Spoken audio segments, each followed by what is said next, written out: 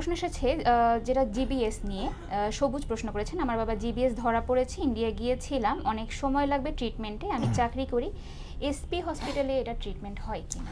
ধন্যবাদ সবুজ সাহেব। আপনার বাবা জিবিএস, আমরা খুবই দুঃখিত যে আসলে জিবিএস আক্রান্ত হয়েছে।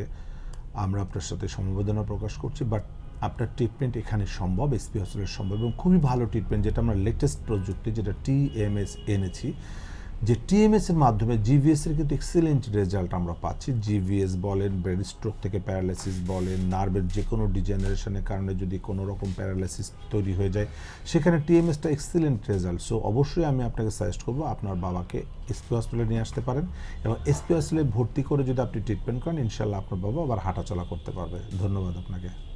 দর্শক, আশা করছি আপনার প্রশ্নের উত্তর পেয়েছেন এবং যত দ্রুত সম্ভব আপনি এসপি হাসপাতালে এসে চিকিৎসা নিয়ে আশা করছি আপনার বাবা সুস্থ হয়ে যাবেন। এসপি হাসপাতাল, আন্তর্জাতিক মানের পূর্ণাঙ্গ ব্যথা নিরাময় হাসপাতাল।